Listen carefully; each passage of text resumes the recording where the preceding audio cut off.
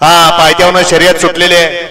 एक गाडी सुपरफास्ट बाहेर गेलेली आहे, उजव्या साईडची गाडी बाहेर गेलेली आहे, डाव्या साईडची गाडी पळते, गाडीवर लक्ष द्या।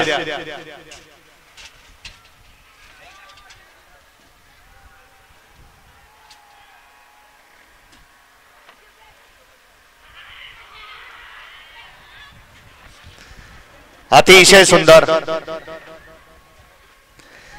आणि आता आलेल्या शर्यतीमध्ये डावी साइड विजयी।